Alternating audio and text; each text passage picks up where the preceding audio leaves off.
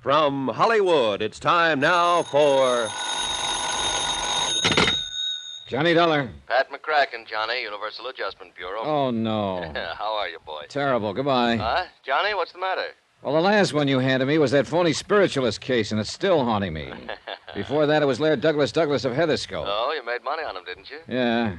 I nearly lost my mind. Well, all right, I've got one for you now that'll surely make you lose your mind. Johnny, come on over, huh? Okay.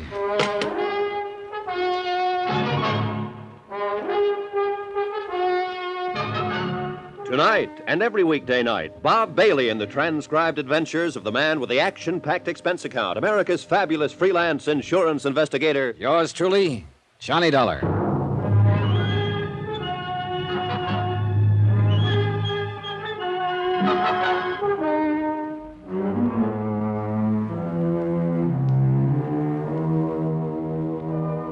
Expense account submitted by Special Investigator Johnny Dollar to the Lakeside Life and Casualty Insurance Company. Following is an accounting of expenditures during my investigation of the Indestructible Mike matter. Expense account item 1, 80 cents. Cab fare from my apartment to the office of Pat McCracken at Universal Adjustment Bureau. Every one of the cases Pat had handed me lately had been rough. And if it weren't for the loot involved, which is to say Pat never really cracked down on my expense accounts... Well, after all, I didn't have any other cases pending, so... Hi, Johnny. Hey, you're looking great. Sit down, huh? Cigarette? Or would you like a drink? Well, how are you, boy? Okay, Pat, let's have it. This one must really be bad. Why, Johnny, what makes you say a thing like that? You sure you wouldn't like just one little one? No, thanks. Right. Now, come on, let's get to the point. What are you trying to get out of paying off on this time? You want the truth, Johnny? Nothing. Nothing at all. Just a favor for a friend of mine down in New York. Yeah, who? I want you to go down and see Peter Branson. Branson? Any relation to that worrywart Harry Branson of Philly Mutual? Well, his brother. Whoops. Get yourself another boy, Pat. No, Johnny, he's as different from Harry as day is from night. Well, he better be. That literal-minded, stick-in-the-mud Harry nearly drove me crazy on those 2 cases I handled for him. Pete is different as day is from night, honest. Now, will you see him? Expense account item 2, 21 even, train fare and all the incidentals I could think of, Hartford to New York. Item 3, 55 cents, taxi from Grand Central to Peter Branson's Lakeside Life and Casualty offices at 500 Fifth Avenue, where my worst fears were justified. That is correct, Mr. Dollar. I am not only Harry's brother. Don't tell me. You're his twin. Why, yes. How could you have guessed it? Oh, but now, wait a minute. Did you say you took a taxi for the 3 blocks over from the station? Yep. At least that's what goes on the expense account. Oh, dear, my brother was right. You are expensive, and yet he seems to have the utmost confidence in your abilities. Yeah, but now the amazing way in which you settled that case... Harry, Pete. Yes? What's the case that's bothering you? Isn't that interesting? I don't know yet. Tell me about it. I mean, you're starting to call me Harry because of my twin. Oh, yeah. Better tell me about the case. You know, a great many of our mutual friends... What? Oh, yes, of course. Michael Jeremiah Flynn, a terribly serious matter. If this sort of thing ever gets out of hand... Who's Flynn? John, he is a bum. Aren't we all? A regular, typical, movie-type version of a Bowery bum. So? And unfortunately, he holds a $50,000 policy. Well, he must have seen better days to carry that much insurance. Never, I'm sure of it. No human being could degenerate to such a state in a mere 47 years. And he looks and sounds like 67. Also, by the way, his policy is only 2 months old. Well, what's happened? Somebody knocked him off? No, but I am sure somebody is going to. Well, then why did you insure him? It was Martha who was really responsible. Who's she? Martha Ingersoll, the girl I had working for me here in the office at the time he applied for the policy. I was out sick for a couple of weeks, and I'm afraid that when I came back, I did not pay sufficient attention to the application she'd accepted. At least so far as Flynn's policy is concerned. You better tell me about it. Oh, of course, he passed his medical all right, though heaven knows how. And his cash payment of the premium was all right. Yes, cash. But I still should have investigated myself before allowing the policy to be issued. Look, you still haven't told me what's wrong. Now, of course, it's too late. Pete. Mm-hmm. Oh, of course. Well, it's simply this. The home address that we have for him has turned out to be the Glad Hand Rescue Mission, just off Fulton Street, near the Fulton Market. Yeah, biggest fish market in the world, isn't it? Well, yes. A fascinating place. Ships loaded with fish from all the 7 seas, colorful characters speaking a dozen different tongues. Yeah, well, I'm sorry I interrupted what you were saying about that's Michael. That's all right. I'm quite a connoisseur of seafood, you know. Real epicure, if I do say so. Have you ever tasted Boston scrod? Yeah, sure. Now, let's get back to the case. Oh, yes, Michael Flynn. Michael Flynn, that's right. Well, Mr. Dollar, John, it's simply because of what's happened before that I'm so worried about this one. After all, $50,000 is a sizable policy. And what has happened before? The same thing, so you can see. Harry, Pete, I can't see a thing. John, it's like the Angus Cormack matter back in 47, like the old Mother McCrary affair that happened. Trying to tie Peter Branson down to the facts of the case was exactly like trying to tie his brother Harry down, only more so. I had to keep reminding myself that all of Harry's assignments had paid off handsomely for me and keep hoping the same would be true of his brother. 3 separate times in the next 15 minutes, Pete launched forth on the Epicurean delights of seafood. And 3 times I vainly tried to steer him back to port. Finally, I threatened to walk out on him unless he got down to business. All right, John, I'll give it to you in black and white. Oh, not literally, of course. I mean, I'll tell you from the beginning. Attaboy. Now, 4 times within the past few years, this very same sort of policy has been issued. To some penniless, worthless bum. Yes, and everything has indicated fraud. How do you mean?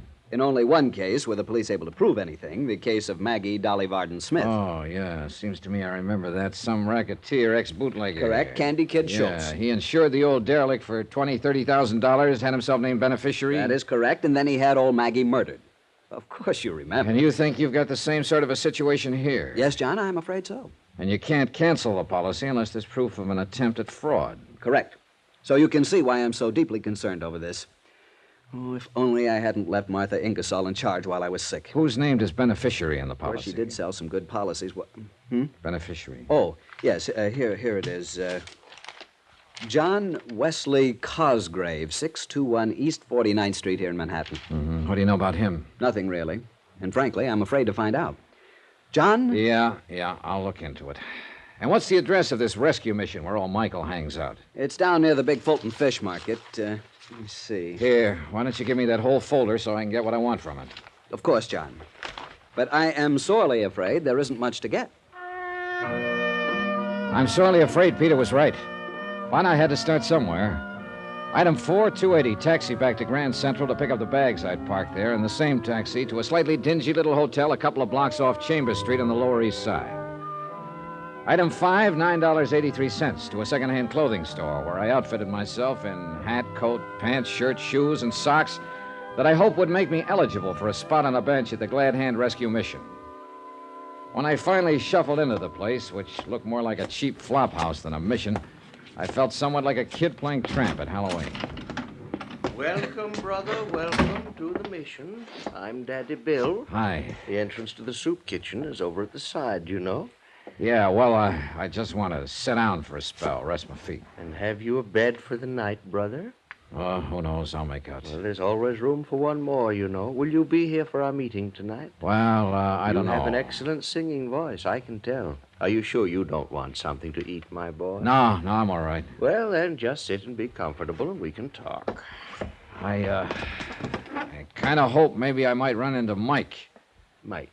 Flynn. Oh, yes, of course. Michael lives here. Spends most of his evenings with us, poor fellow. Although I really shouldn't say that. Huh? Say what? The poor fellow. After all, he's also one of our biggest contributors, too, when he's sober. Although where his money comes from, I'll never know. Yeah, well... Although I'm sure it's money honestly gained. Michael's very religious. He's taken the pledge many times, many. Has a lot of money now and then, huh? Yes. He seemed to think he might have a contribution for us when he comes back tonight. But you don't know where he gets it. My boy, I never ask these personal things of the brothers. Now, tell me all about you. You're from out of town, aren't you? I can tell. This was something I hadn't anticipated, and I had to rack my brain to come up with a story that would convince Daddy Bill I was a bum. When I could get a word in edgewise, that is. And the kindly, gabby old biddy proceeded to tell me in minute detail the life history of all of the habitués of his mission. All, that is, except the one I was interested in, Mike Flynn.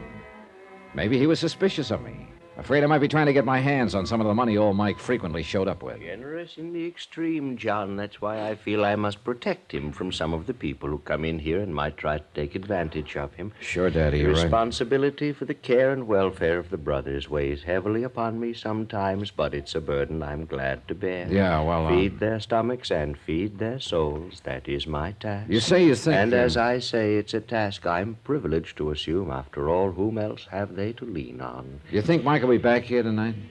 Oh, yes, John, I'm sure he will. Oh, but listen. The quartet in the, we call it in the music room. Can you hear them?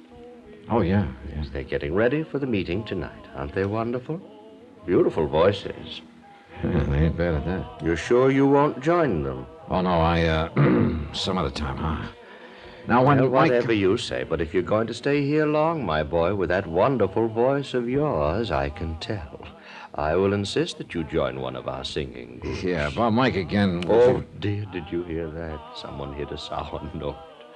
Poor boys, they just can't get along without my help. You'll just have to excuse me, John, while I go back there and lead for them. I'll come back later. We'll talk.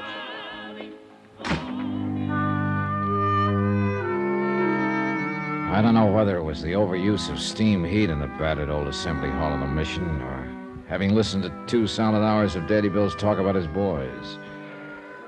Whatever it was, I was tired. And since I had nothing better to do than wait for Mike Flynn to show up, I stretched out on one of the hard benches and closed my eyes. How long I slept, I haven't the least idea. I'd managed to conjure up a mighty sweet dream, too. Bill! What? Daddy, Bill! What? What? Where's Oh, Bill? oh, there. Hold it, fella. Hey, you've had a couple too many. Yes, I guess I have. Bill! Oh, he's out back working with the quartet now. Come on over here and lie down. Yes, I guess old Michael. Michael? Michael Jeremiah Flynn, sir. Mike. And I guess I have had a couple. A couple too many was right, but not of what I'd thought. His tattered coat opened as he fell, and there, just below the heart, 2 dark red splotches slowly widened on his ragged shirt. And it looked like Peter Branson was right. The beneficiary of Michael Jeremiah Flynn's life insurance policy was anxious to collect. Johnny Dollar. John, this message I found when I came in. Yeah, Pete. Somebody took a couple of shots at your $50,000 client, Mike Flynn. Well, will he die? From the looks of things last night, he may pull through, in spite of the 2 slugs in him. I hope so. Do you know who did it? No idea, but I'm going to try to talk to him. Have you talked to the beneficiary? Not yet. First, I want whatever information I can get from Mike, if he's still alive.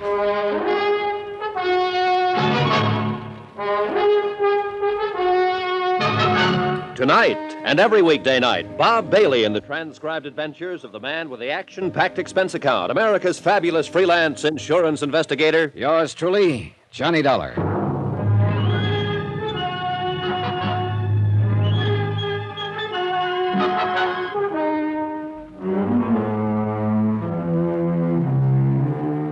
Expense account submitted by Special Investigator Johnny Dollar, location New York, New York. Attention, Peter Branson, Lakeside Life and Casualty Insurance Company. Following is an accounting of expenditures during my investigation of the Indestructible Mike matter.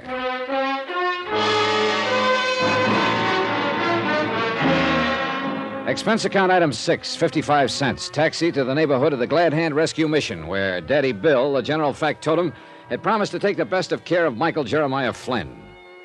He'd given Mike a room to himself on the 2nd floor, and what a room. What wallpaper was left hung in shreds from the cracked plaster. The shades on the dirty windows were tattered and torn. A single bare fly-speck light bulb hung on a cord from the ceiling. The floor was bare, and the only furniture was a battered chest of drawers, an ancient washstand with a cracked pitcher and bowl, and a sagging iron bed on which old Mike Flynn lay. Come in. Come in here. Hi. Well, you must be the man who helped me into the mission last night. Yeah. My name's Johnny Dollar. Come up to see how you're making out. Well, I'm much obliged to you, Johnny. I'm real obliged to you. Well, how are you feeling this morning? Me? Oh, I'm fine. Never felt better. Sit down.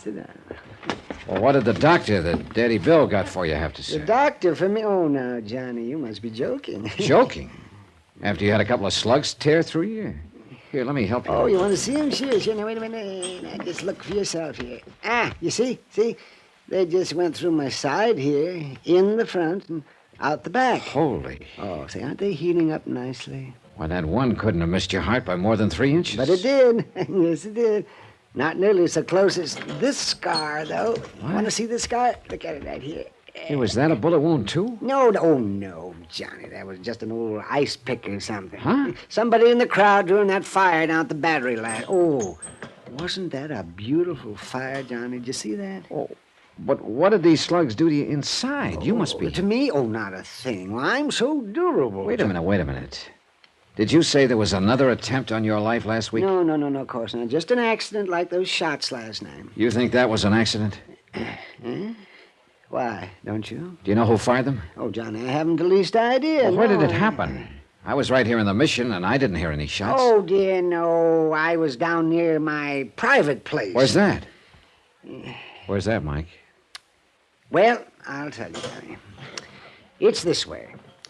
Daddy Bill and the others here at the mission are real nice to me. Oh, they're real nice. You can see by this lovely private room that they fixed up for me. Yeah, and they'd like for me to stay here all the time. I guess Daddy Bill thinks if I'm here most of the time, I might not drink so much and keep getting into those kind of... Say, do you ever enjoy a little drink, Johnny? Well, on occasion. But you were going to tell me... Sure. Oh, here. Now, I've got a little bottle tucked under the mattress here. Here it is. What under the sun is that? That color, that pink? Yes, that's my favorite, that pink. Straight whiskey costs so much. Even when I have the money now and then. And you know something? I like a little bit more kick in mine. I guess it's kind of a hangover from Prohibition days. So I mix a little kick into it. Here, Johnny, I want you to try this. Well, Go ahead. Oh, you'll like this. Oh, what a wallop. Well... What the Samuel? Yes, what that sterno. That's what I add to it, just a little bit of sterno. Mike, this stuff will kill you. Oh, I've been drinking that for years. Look at me, the picture of health. Oh, now, Mike, just listen take a to little me. sip. I'm going to get you a doctor.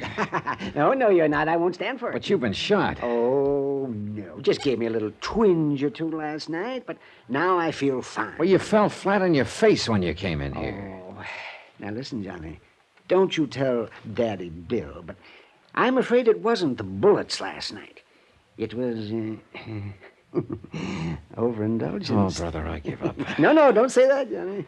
Oh, all right, then how did it happen? Well, I was on my way back here when the car drove by. Oh? Yeah, it sounded to me like a couple of backfires or two, but then I felt this little sting on my side. And that's it. And you call that an accident? Well, of course, the men in the car were probably just having a little friendly argument. How many men? Well, I'm not sure. I think there were only two of them. I waved at them. What kind of a car? Black. Well, what make, could you tell? Well, it was shiny and it was new. See, I wish I had a car, Johnny. Well, look, Mike, I'm on a level with you. Oh? I'm an insurance investigator. Insurance? Well, say, that's interesting, Johnny. Say, let's have a little drink on that while you tell me about that. No, thanks. And there isn't much to tell, except that I'm here to try to save your life, among other things. Well, no, I don't understand. I'm getting along all right. I've been living it up here in the Bowery for years. Maybe you were getting along okay until you took out that big insurance policy. Yeah, say, wasn't that nice of Mr. Cosgrave? Now, all my life, I wanted to have some life insurance. You know, it gives you a kind of feeling of importance and security. So when he came down here one night and I told him that, why, say, his eyes just lit up, and he said he was going to make me a present of some insurance. Who is this Cosgrave? How much do you know about him? Oh, he's wealthy. I know that much about him. He has a beautiful car and a chauffeur. Does he come down here often? Oh, now and then. Just now and then. Why? Now, I've often wondered about that, Johnny. So one time I asked Daddy Bill, and he said that years ago, when Mr. Cosgrave was young, he came to the mission for help, and Daddy Bill gave it to him. Well, what does he do when he's here? Oh, he brings some food for the brothers. The brothers, that's what Daddy Bill calls us. And some money, and he always gives jobs to a couple of men who've drifted in here. What kind of jobs, Mike? You know, that's something I don't know. You see, they never come back here again. Maybe it's because they can't. What's that? What'd you say, Johnny? Mike, I'm going to give it to you straight. To me, the whole thing smells to high heaven. To me, this Cosgrave sounds like a racketeer. Oh, no, I may be no. wrong. I'll know better when I meet him. And I intend to do that as soon as possible. But right this minute, I bet that he comes down here for only one purpose. To recruit help for some sort of illegal job. Oh, that's a terrible thought, Johnny. When he heard you say you'd like insurance, he jumped at the chance. And why not? Let you name him as beneficiary and then have you knocked off. Oh, now, Johnny. That ice pick in your side was no accident, Mike. No more than the shots at you last night. But he's been so nice. Sure, of course he has. He can afford to. After all, your body's worth $50,000 to him. And that's what you're going to be, Mike, just a body. Unless I can do something about Oh, it. and such a nice man, too, really. How has he been getting this money to you? In an envelope. By mail? Usually it's just left here at the mission. By whom? Well, nobody ever seems to know. It's just a plain envelope. It's dropped in the mail. No It's return address? No. But I'm sure it comes from Mr. Cosgray. Say, come to think about it. Say, there was one due yesterday. Every Monday, you know. But Daddy Bill said it didn't arrive. Well, maybe it'll be here today. And you know something? I'd like to see it delivered. No, you can't kid me, Johnny. You'd like to see who delivers it. Oh, say, why don't we go downstairs and wait and see? No, easy there, Mike. You're a sick man. Oh, You can't... stop talking that way, sick. Up we go. Oh, no, you can't. All right. In. Here, let me give you a hand. No. I'm all right. Oh, say, look at that. Daddy Bill left my shoes here by the bed for me. Oh, brother, now I've seen everything. I put my shoe in here. That's kind of it. There. Now, there we are, all dressed. I don't know how you do it, Mike. Shall we go downstairs? Sure. Lead the way. All right, here. Well, the envelope should be there, because it always comes in the morning when there's nobody here. You know, when Daddy Bill's out shopping and just the door to the assembly room is open for any poor lost soul who wants to come in, wait for the chow line to open. Well, we'll see. And then we'll go to my private place. You see, there are two things I like, Johnny. Yeah? Solitude and crowds of people. Oh, look at there, Johnny. Look at there. There's mail there by the door. You see? Here's my envelope. And my name's on it, too. Wait, Mike. It's all right. You see there, Johnny? A $20 bill. Whee! Let me have that envelope for possible proof. Oh, yes. Here you are, Johnny. Now we can go out, you and I, and we can have a real... Well, now, Johnny, look at that. A package for me, too. Hey, easy, Mike. Let me have that. No. I know what you're thinking. An infernal machine or something. That's exactly what I'm thinking. But you didn't hear it gurgle. Oh. Well, look at there, Johnny. Well, joyous be, one for you and one for me. Easy, Mike. I want to carry this one in the wrapping paper. Oh, fingerprints, huh? That's right, Mike. I'm going to take you back upstairs and lock you in your room. You're to stay there. Let nobody in, not even Daddy Bill, until I get back here. But do what I Johnny... say. And just remember that I'm trying to save your life.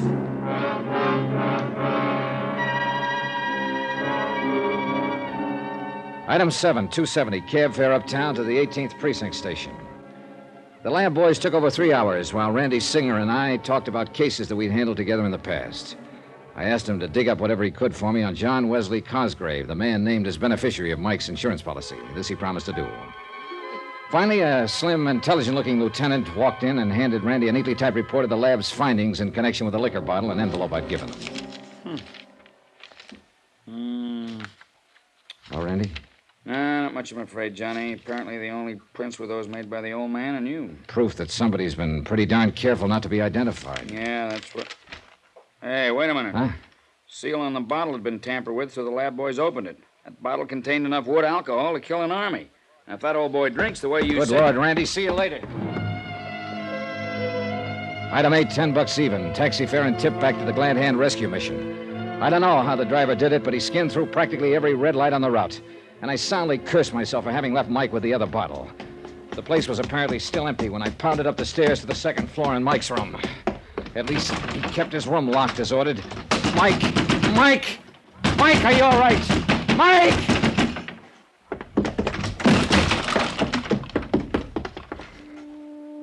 He was stretched out on the old iron bed, his face drawn even whiter than the pillow on which his head rested. The half-empty bottle lay where he dropped it on the floor beside him. And I could have sobbed for the stupid, careless, unthinking way in which I... Ooh. Mike! Johnny, what a hangover this is going to be. Johnny Dollar. Huh? What? You're John Wesley Cosgrave, aren't you? That's right. Well, my name's Johnny Dollar. I'm an insurance investigator. Oh, of course. I've been expecting a call from you. Or at least from somebody like you. What's that supposed to mean? I expect you're interested in why I've insured the life of a Bowery bum for $50,000. You bet I am. I want to see you. Why not? Anytime. Only it won't do you any good.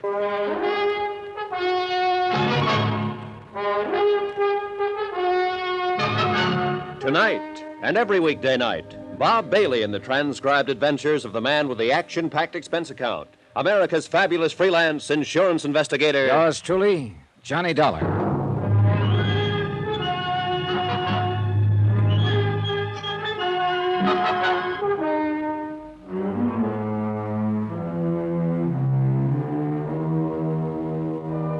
Expense account submitted by Special Investigator Johnny Dollar, location New York, New York, to the Lakeside Life and Casualty Company. Following is an accounting of expenditures incurred during my investigation of the Indestructible Mike matter. Expense account item 9, 10 cents, the phone call to John Wesley Cosgrave from my dingy little hotel on the Lower East Side.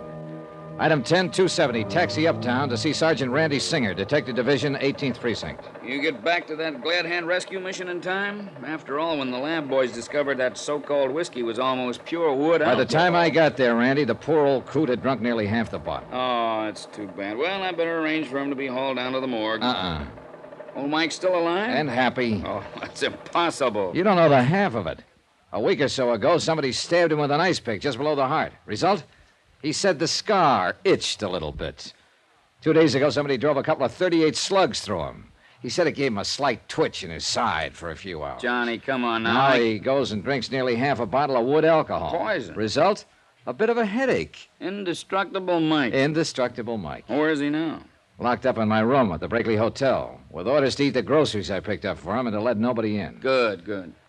But whoever's trying to get him isn't going to give up. Hey, did you dig up anything on the beneficiary of his $50,000 life policy?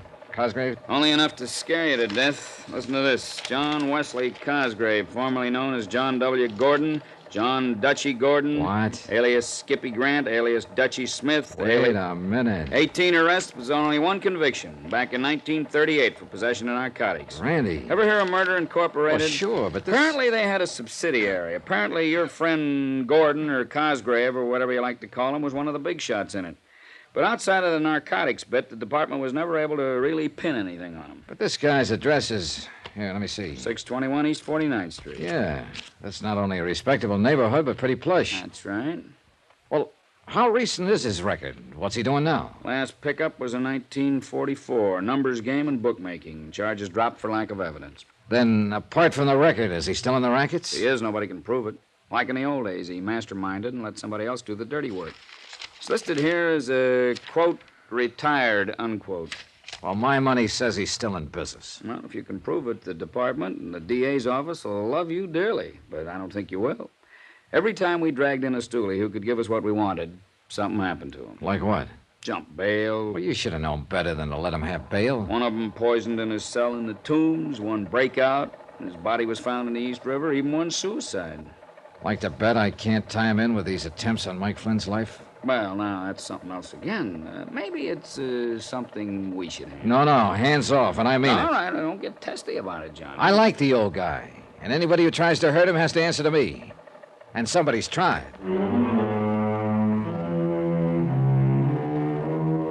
Expense account item 11, 165. Cab fare to the Smart Modern apartment building at 621 East 49th, where the doorman announced that Mr. J. Wesley Cosgrave was expecting me and to take the elevator to apartment 11B. Come in, Mr. Dollar. The apartment was expensively but tastefully furnished with overall carpeting that felt 1.5 inches thick. Several original oils by famous contemporary artists hung on the walls. But it was the man himself who really seemed out of character with the rundown Randy had given me. He was 6'1" or 2, built like a man who spends his odd hours in the gym. Quick, gray eyes, his hair slightly gray at the temples. And his tailor was a master. Do you like it, Mr. Dollar? Huh? What? That is a genuine Picasso you're looking at. And I consider myself very fortunate to possess this original by Salvatore Dali. Mm-hmm. Oh, and I'm sure you'll appreciate the excellent view of the city from these corner windows. Yeah. I must have the best, Mr. Dollar. Only the best. Oh, sit down, please. May I pour you a drink? No. No, thanks. I suppose you're wondering why I decided to buy old Michael Flynn the life insurance policy of which he's so proud. I am. Well, it's really very easy to explain. You see, I was born and brought up in the Lower East Side, Mr. Dollar, in deplorably poor circumstances. My early life was a never-ending struggle for survival and for whatever questionable sort of education I could glean from those about me, many of them criminals, who were my only companions. That's all very touching, Mr. Cosgrave. And I'm afraid I did little to lift myself out of the gutter until one winter night, hungry and broke, I wandered into the Helping Hand Rescue Mission. Yeah, I understand you still go around there now and then. Oh, yes, I do, in the hope that somehow I can help the poor unfortunates there the way the mission and Daddy Bill helped me. Repay some of the debt I feel I owe. Is that the only reason? What do you mean, is that the only reason? You've given jobs to some of those poor unfortunates from time to time, haven't you? Oh, yes, I have. What kind of jobs? What business? That's hardly a concern of yours, Mr. Dollar. I've contributed much to the mission. I've tried to make life easier for some of the deserving habituaries of the mission. What? It's the least I can do after so much was done for me. In the case of Mike, why, his greatest desire in life was to be the proud owner of life insurance. Why, I don't know. I do. Because you sold him on it. That's a lie. That's a dirty... Is it? Then why make him name you as beneficiary instead of the mission or some other deserving cause? And that, Mr. Dollar, was his own idea. And since it made him happy, I didn't protest. I suppose the real reason for this particular desire was his feeling that it might give him dignity. Yeah. Now tell me something. Where does all your money come from, Dutchie? Dutch? Who told you that? Nobody calls me Dutchie no more, not you or nobody else. Them days are over. I'm respectable, even educated. I wonder. Look at my record. I haven't been on the blotter since 44, and that was a bum.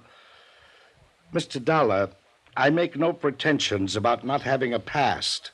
During Prohibition and later, I made millions. Yes, millions in rum running and the policy racket as a betting commissioner. How about narcotics? Sure. There was hardly a caper in this town I didn't have a finger into, and I was smart. I pocketed the profits, not my boys. That's why I can afford to be retired and live decent. And I'm going to keep on living this way. You were lucky some of those boys, that mob of yours, didn't rat on you. Yeah, but thanks to a couple of convenient rub-outs that I had nothing to do with, you understand, I managed to stay clean with the law. And now you're as pure as the driven snow. Dollar, if this was the old days, you wouldn't even live long enough to regret what you're implicating, you think. Which makes me dead sure I'm thinking right. I don't know how much money you've got socked away from those old days. I don't care. But from what you've just admitted... To you, Dollar, not to any judge or DA. Right. And I'll never believe that a clever mind like yours, smart enough to keep you out of the pen all Oh, those years... flattery won't get you nowhere. I refuse to believe you could turn down a chance to make a crooked buck. I don't know what kind of jobs you sent out those poor suckers from the mission on, but the fact they never came back makes that look pretty bad. You can't And along prove it. came Mike Flynn, poor old alcoholic Mike. Where the talk of insurance came from, I don't know, but it was too good to pass up. Insure his life for $50,000, have him name you as beneficiary, give him a few dollars so he could spend his last days in a happy alcoholic haze, then rub him out and collect the 50 G's. Listen, Dollar, if Mike gets knocked off, neither you nor anybody else is going to be able to tab me with it. And one other thing. Yeah, what's that? As a friendly piece of advice, if I was you, I wouldn't even try. Is that a threat? Oh, Mr. Dollar, you've made a miserable host of me. Come, let me pour you a drink, the finest 25-year-old Scotch. And we can talk of pleasant things. For some reason or other, I did have the drink with him. But he knew what was in the back of my mind, and I'm afraid I knew what was in the back of his. Something along the same line as a couple of convenient rub-outs. Once or twice his veneer of education slipped, but all in all, he made a fair conversationalist. Finally, I left. And all the way down to the street, I kept wanting to look back to see if I was being followed. Somehow, somewhere, there was a way to get this Cosgrave. But I could see it would have to be through someone else, someone working for him. And whoever that might be could very well be out to get me first, or Mike. Item 12295, taxi back to the Brakely Hotel, where I hoped the old boy was still locked up in my room. He was. Oh, well, Johnny. My, I was beginning to wonder what had happened to you. Oh, hey. What was the matter with that food I left with you? You hardly touched it. I had enough. It was kind of dry, though. Kind of dry. There's a container of coffee there. Yes, but coffee just doesn't seem to quench my thirst. Oh. You should let me bring the rest of that bottle along. That wood alcohol? Any more of that would have killed you. Oh, yeah, it did have a kick, though, didn't it? Oh, I don't know how you lived through it. Well, look, now I want some lunch. And, Mike, I'm going to take you along with me. Oh, that'll be fine. Could I have maybe a little drink, too? Oh, sure, you can have one. Oh, that's nice. Good. Of course, the size of the drinks they serve nowadays. No, just one now. Come on. Oh, that's fine. One will be... See, there's a lovely saloon just around the corner, you know. Come on. Even sandwiches for those that want them, I understand. These stairs. Maybe we could just bring a bottle back with us to your room if we are going to come back. Sweet, funny old soul. I loved him. And I knew that without me, he'd be a dead one so fast. So far, the attempts on his life had been made by persons unknown. Unless the mission. Daddy Bill. Could Daddy Bill be somehow tied in with Cosgrave's operations? I wondered. I paid the check. That's item 13285, and we started walking to the Glad Hand Rescue Mission along some of the back streets.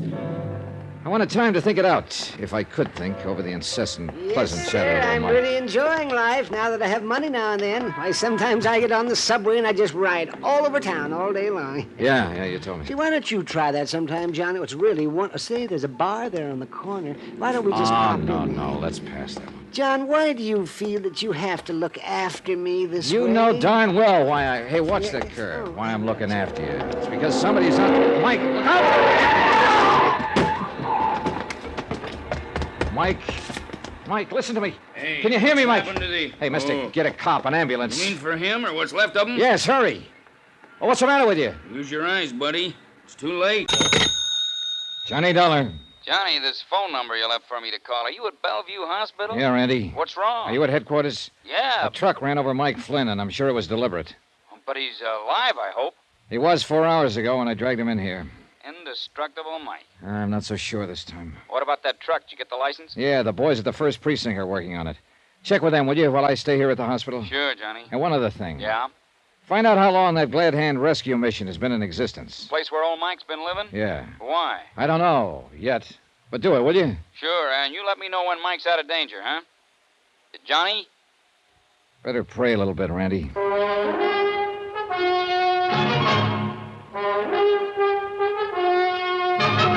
Tonight and every weekday night, Bob Bailey in the transcribed adventures of the man with the action-packed expense account, America's fabulous freelance insurance investigator. Yours truly, Johnny Dollar.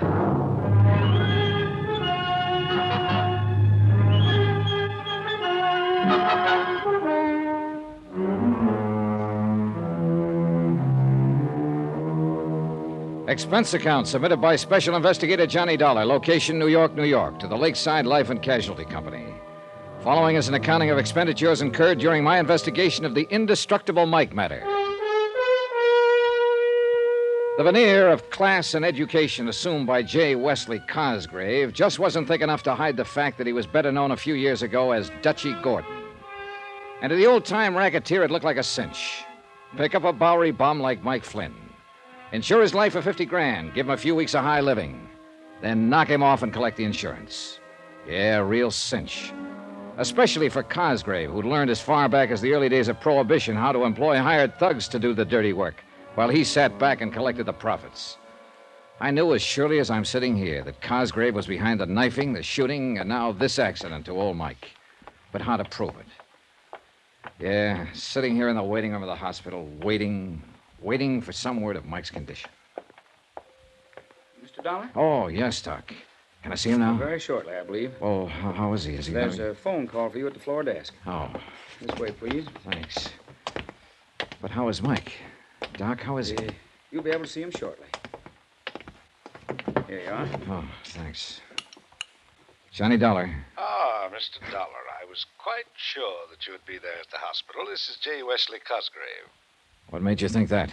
Why, because of the accident to Michael Jeremiah Flynn. How did you know about it? I kept it out of the papers. I find it helpful to know about a lot of things that don't get into the papers. Well, your boy goofed, Cosgrave. Mike is still alive. My boy? You know as well as I do, Dutchy, that one of your mob was at the wheel of that truck that ran him down. You better keep your yap shut, Dollar. I thought I made it plain to you earlier that I no longer have any connection with the doings of the, shall we say, underworld. Oh, sure. As for poor old Mike, I understand it was an accident, very unfortunate. Knock it off, Cosgrave. I was there when it happened. Oh? Yeah. Pretty stupid of a would-be killer to try that with an investigator right next to Mike, wasn't it? Did you see the driver of the truck? Suppose I did. You say he wasn't one of your boys, so what difference would it make to you? Why, none at all. Did you see him? Why don't you worry about that for a while? Again, I waited. Sat and waited. And paced the corridor of the hospital. Outside, the sun sank slowly behind the horizon of skyscrapers, and the busy clamor of the day's traffic segued to the softer, muffled, but still busy traffic hum of night. And I waited, and smoked, and waited. Finally, it must have been close to midnight. The nurse led me quietly down the hall and indicated the private room that I'd had set aside for Mike. After brief instruction about not staying too long, she pushed open the door for me, and she tiptoed away. And there, lo and behold, in all his glory, his head swathed in bandages, but wearing a smile a mile wide, sat Indestructible Mike. Hi there, Johnny. Mike! Oh, Mike. You old reprobate. I guess there is something in prayer after all. How about this, Johnny? Isn't this swell? Isn't this the finest place you ever saw? Oh, Mike, you're going to be okay, aren't you? Gonna be? Yeah, I am now. But I guess I had those doctors scared. Oh, my, Johnny. You just should have seen the way they fluttered around. And those nurses, Johnny. I never saw such beautiful ladies in all my life. And so nice. And doesn't it smell good in here? The disinfectant they use in here is much nicer than Daddy Bill has at the mission. And you know something? I haven't seen a single bed bug. Not even a cockroach. Oh, Mike. Mike, I'm so glad to see you in one piece. Oh, sure I am.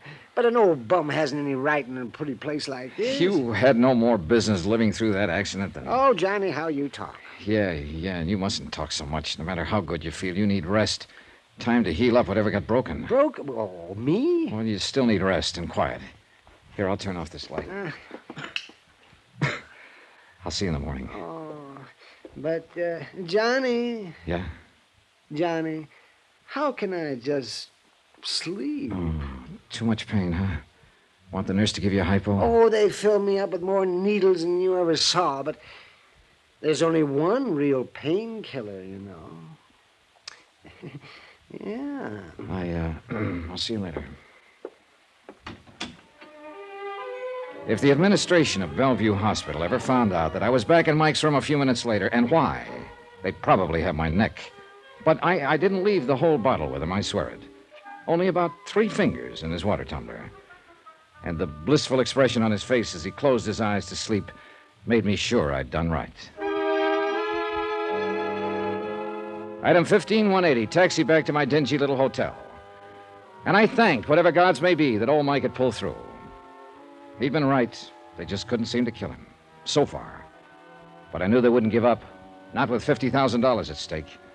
50,000 more to line the pockets of Dutchy Gordon, who I was sure was just as much of a racketeer as ever, despite his present name of J. Wesley Cosgrave and his pretense of gentility. Because his henchmen had always feared to squeal or died violently before they could, the police had nothing on him.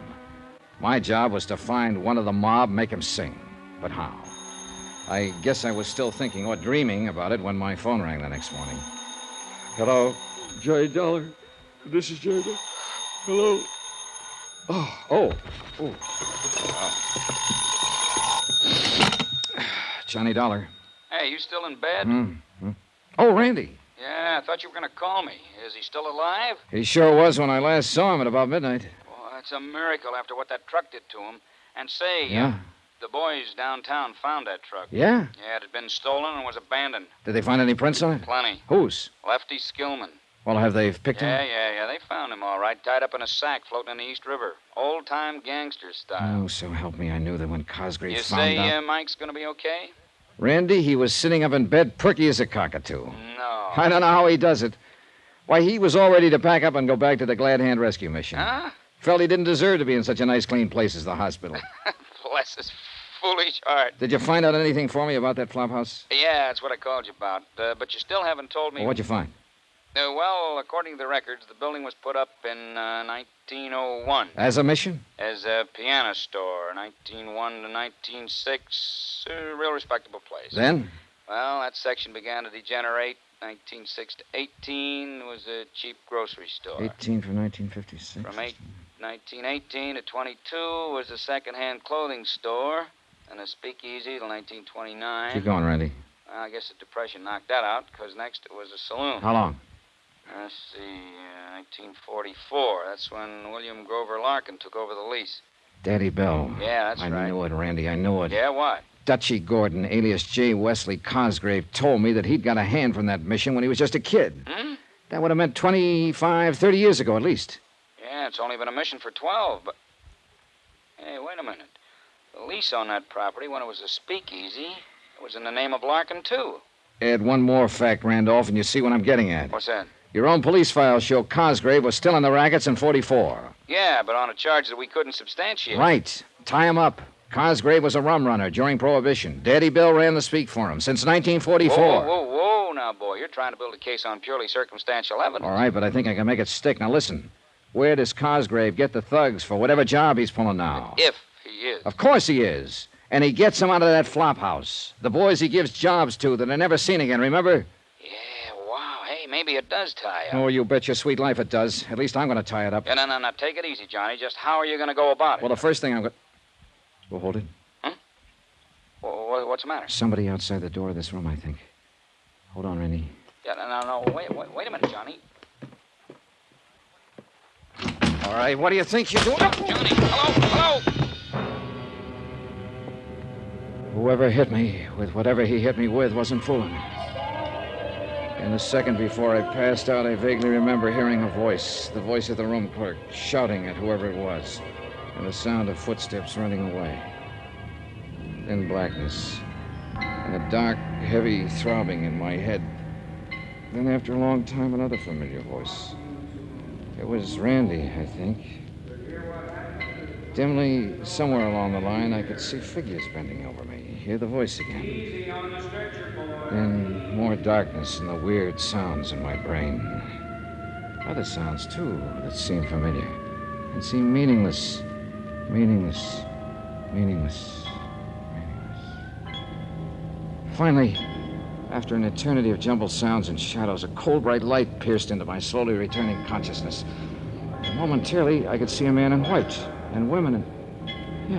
Yeah, a hospital. These were the doctor and the nurses. I tried to speak to them. I couldn't. But slowly a realization of what had happened came to my muddled mind. Randy on the telephone had heard the attack on me and had brought help. An ambulance had brought me here. For a brief moment, I saw the glint of a needle poised above my arm. Then blackness again. But a soft, quiet, peaceful blackness.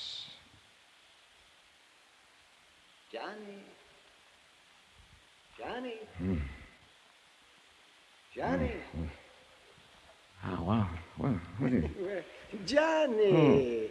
That's the boy. Wake up. Mike? That's right. Isn't it nice they put you in the same room with me? Yeah. Oh, Mike. Your policeman friend saw to it. And he told me something, Johnny. And he's right. You've got to be careful.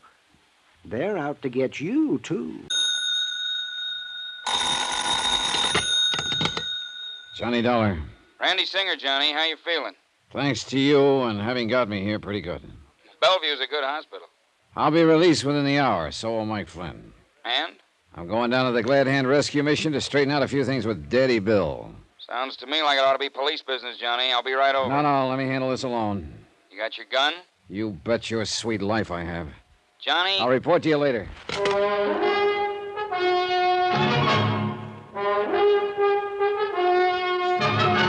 Tonight and every weekday night, Bob Bailey in the transcribed adventures of the man with the action-packed expense account, America's fabulous freelance insurance investigator. Yours truly, Johnny Dollar.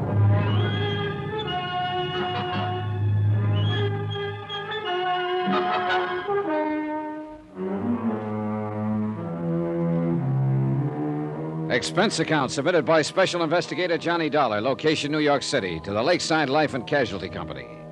Following is an accounting of expenditures incurred during my investigation of the Indestructible Mike matter.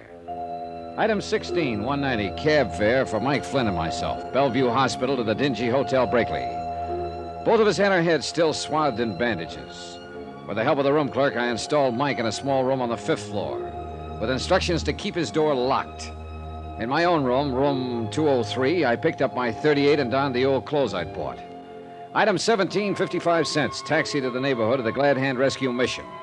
For obvious reasons, I walked the last couple of blocks. When I got there, the big front assembly room was empty. So was the soup kitchen in the back of the place. I called Daddy Bill's name a couple of times and got no answer. And finally decided to wait for him in the little room back of the assembly hall that he used for an office. I still felt a little shaky from the blow on the head, so I didn't mind just sitting a while. But I left the door open a crack, and a few minutes later heard the street door open. It wasn't Daddy Bill, but I recognized him as a newcomer to the mission whom I'd seen on my first visit. He made directly for the little office. All ready, Daddy. Why, you ain't Daddy Bill, sir. No. Do you know where he is? Yeah, out shopping. At least that's where he said he was going. Didn't I see you in here the other day? Why, yes, sir. I guess you did. My name's Emery. I just read the rods in from Ohio. Boy, I had to. I got myself in a jam back there. Yeah, I guess I just got me too much muscle. But they won't catch up with me here. Daddy Bill promised me that. Say, I should have known you wasn't him in here. Oh? Sure, he said he wouldn't be back for another hour.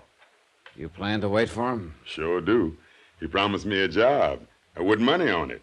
Enough money, he said, to get clear out the country, and he'd help me do it. Doesn't it strike you funny, Bud, that a guy running a place like this would help you skip the country? Man, when you're like me and you get a helping hand, you just don't ask no questions. You see Mike? Mike Flynn? Yeah, he come back? No, why? Daddy Bill left me a package for him. For him or Johnny if they come back here. Well, I'm Johnny. Well, here, I'll get it. It's right outside the door here. Yes, sir. Liquor, he said. And maybe you let me have some. Here, see? I'll take it. Liquor, did you say? That's what he said. Let's open, huh? No, hands off. Well, look here, man. Old Mike always shares his stuff with Lefty Skillman. Lefty Skillman. It was Lefty who'd run us down with a truck whose body was found in the river. Lefty, one of Daddy Bill's poor unfortunates here at the mission. Things were beginning to add up, and this package left for Mike and me. Liquor, he said, but it didn't gurgle. Emery, listen to me. Sure, Johnny, but Forget this package. I'm taking it with me back to the Waldorf. Waldorf? Yeah, that's right. That's where I'm staying. Don't let these clothes fool you. I thought there was something funny about you, the way you talk so fine. You a dick? Never mind. If Daddy Bill wants me, that's where I'll be. Old Mikey won't find, because I got him in room 203 at the Brakely Hotel. Room 203? Forget it. He's still recovering from that accident. Shouldn't be disturbed. He's all doped up anyway. That's why I took him to the Brakely, where nobody will find him. Room I said forget about that room 203. If Daddy Bill wants me, tell him to call me at the Waldorf. Item 18, 10 cents. Phone call from a booth in the street to Sergeant Randy Singer. Item 19, $5 even for a fast but gentle taxi ride to the 18th precinct, where Randy had promised to have the lab boys alerted for me. Is this it, Johnny? Yeah, and handle it softly, please. Okay. You gonna stick around till No, the last? I'm going back to the Brakely to make sure Mike is all right. Yeah, now look here, Johnny. Call the Waldorf for me. Get me registered there. Instruct the desk that if there are any calls for me, I'm eating lunch or something, and I'll be back in my room in, say, an hour. Right. Do it. I'll see you later. Item 19, taxi back to the Brakely Hotel, to the service entrance in the alley. For $5, the freight elevator operator swore he'd tell no one he'd seen me take the back stairs to room 203. My room, not Mike's, as I told Emery at the mission. Office? Room clerk, That's right. this is Johnny Dollar in 203. Oh, yes. Are you still working on Now listen, that case? listen carefully. If the police call me, put them through. Very well. But to anyone else who calls or comes looking for me, I'm not here. I never was here. You never heard of me, understand? Oh, yes, indeed, Mr. Dollar. We've worked with police and private investigators before. Okay, but if anybody wants to know about Mike Flynn, I want... Flynn? Yeah, the old bum I had you put in the room up on the 5th floor. Oh, yes. If anybody asks for him, tell him he's in this room, 203. Oh, very well. You sure you got that straight? Yes, sir. Time was on my side, I hoped. Emery back at the mission had said Daddy Bill wouldn't return for an hour, but I couldn't be sure. As quickly as I could, I spilled a half bottle of whiskey around the room in the hope it would give the effect old Mike was there. Then I pulled down all the shades and drew the drapes tight across the windows. I turned down the bed and mussed up the covers so it would be ready for me. My watch said I still had time to kill, so I ran upstairs to Mike's room on the 5th, and carrying a 5th. Well, bless my soul, Johnny. And look what you've brought me. On one condition, Mike. Oh, yes. Oh, anything you say. Oh, you've been so good to me. I want you to promise that no matter what happens, you'll stay right here in this room until I come back. Why, for of you. course, Johnny. Anything you say.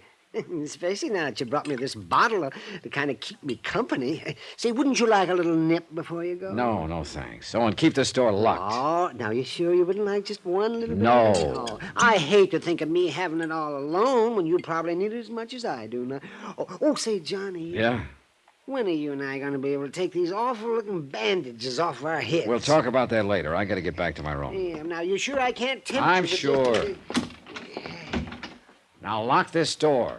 All right, Johnny. But if you decide you want a little nip with me... Quickly and quietly, I went back downstairs to 203 and cautiously let myself in, leaving the door unlocked. Nobody been there. I'd made it in time. But now all I could do was wait.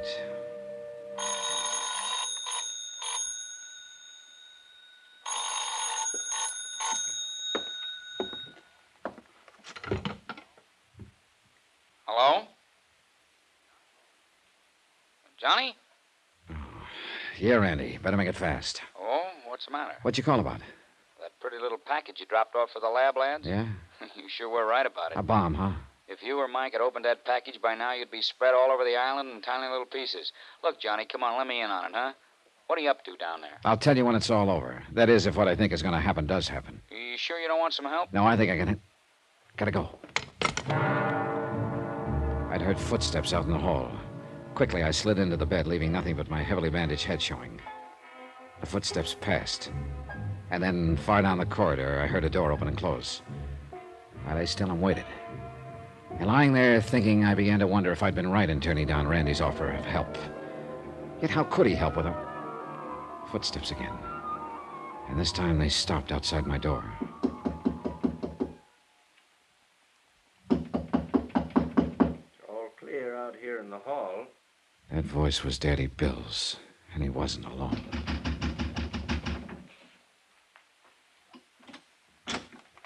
Mike? Mike?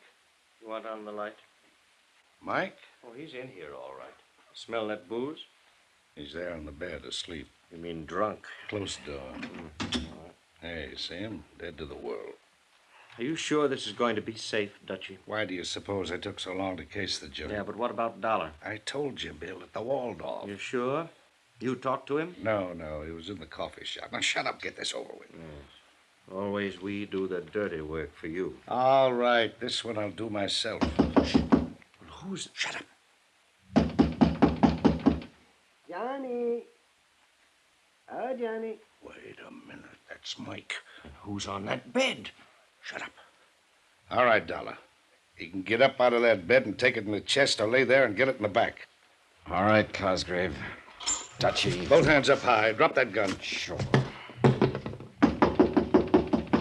Johnny. Shut him up out there, Bill. Yeah, Daddy Bill.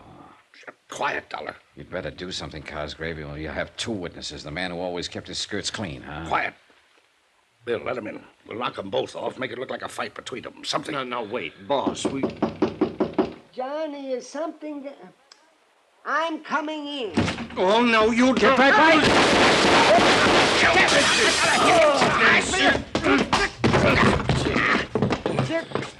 Hey. Randy. Hey, you're real rough, aren't you? Now, wait a minute there, Mike. Get up off his chest. I want to see what your dear friend Daddy Bill looks like. Oh, What'd you hit him with, anyway? oh dear. The poor bottle's all broken. Best thing could happen to you, Mike. Ah. So this is Dutchie Gordon, alias J. Wesley Cosgrave. He won't be for long. What? Well, what's that, Daddy Bill? You feeling better? He always hung it on somebody else. What are you talking about? Lefty, shorty, all of them. This one he'd have hung on me. Well, not this time. That gun! Look out! Thanks! Put it down! Randy? Cosgrave, dead as a doornail. And when Daddy Bill comes to after that sock on the chin, you can tell him he's cooked his own goose. My.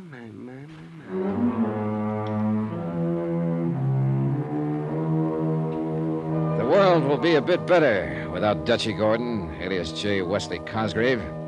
And, of course, the courts will take care of Daddy Bill Larkin. Plenty. Mike? Indestructible Mike? Well, he'll probably outlive the rest of us. I hope I can get down to see him now and then. Talk over our great adventure together. Expense account total, $1,126.50, which is a lot less than the $50,000 you might have had to pay off on Mike. Yours truly, Johnny Dollar.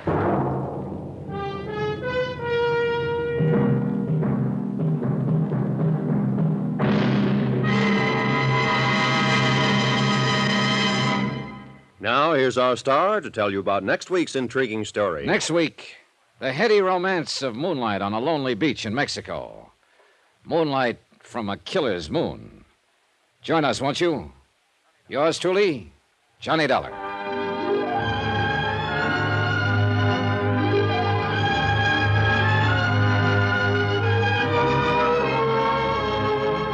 Yours truly, Johnny Dollar, starring Bob Bailey, is transcribed in Hollywood. It is produced and directed by Jack Johnstone, who also wrote this story. Heard in this week's cast were Howard McNair, Lawrence Dobkin, Harry Bartell, Herb Vigran, Alan Reed, and Roy Glenn. Musical supervision by Amerigo Marino and Carl Fortina. Be sure to join us on Monday night, same time and station, for another exciting story of yours truly, Johnny Dollar. Roy Rowan speaking.